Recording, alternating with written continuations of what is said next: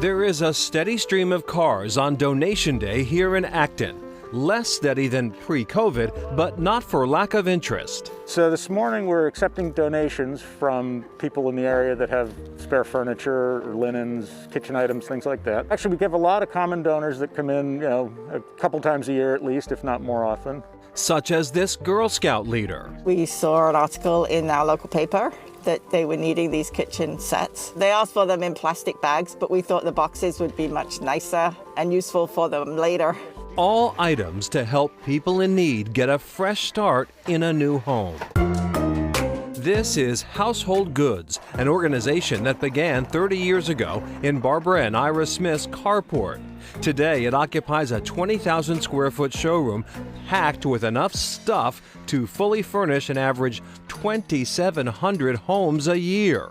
It is staffed by an army of volunteers who clean, sort, fix, touch up, accept donations, and distribute the goods.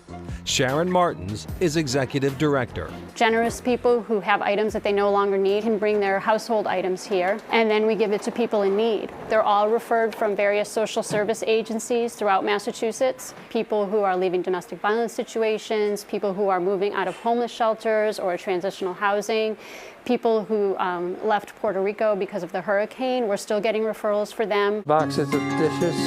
The Smiths embarked on this journey at a stage of life when most people retire. A woman had gotten a 2-bedroom apartment for her sister who was fleeing El Salvador, and she just did not have money to furnish it, so she went to my church and asked if any of the parishioners could help furnish it. I put a note in the Sunday bulletin, and we were deluged with stuff, and we thought we were done. Far from it.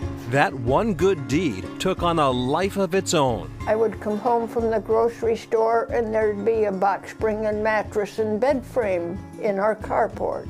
Wasn't there when I left. We couldn't use our carport with our cars for 10 years. They had to sit outside. Chronicle caught up with the Smiths in 2003 when the overflow included a church and local barn, and they were making home visits. We were young. We were 65, and but believe me, life was never richer. Everyone has bought into the mission that you take care of the person who's in front of you, and you do it with great respect. When people come here, we want them to feel that they're going into a good quality store. We have things that are cleaned and they're easy to see. People pre-COVID, could sit on everything before they chose it.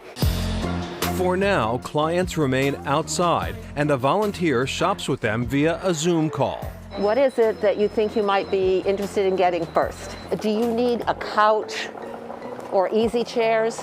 My domestic violence advocate referred me here. Quite a blessing to not only be able to move out of a very unsafe situation, to be able to also have a hand so that we can become more stable. Let me put the K on it, they'll be putting it in your truck. Somebody's extra could be somebody's only. There's somebody who would be very, very happy to have it, and it can make a huge difference in their life. As expressed in this letter from a man who was once homeless. All that you give has helped me beyond a couch and a lamp. It shows me that people are kind. It gives me hope. Your work is important, and your kindness is a gift. It's been an unbelievable journey, and it doesn't seem like 30 years. It's just been a fantastic experience, and it's not done. Not done at all. Household Goods is still growing, closing in on a capital campaign that will enable them to add more space to their showroom. Their success serves as a model for other organizations, both local and nationwide. And for those with large furniture donations during non-COVID times, volunteers will pick them up. All in all, a long way from the Smiths carport. Up next, the storage boom.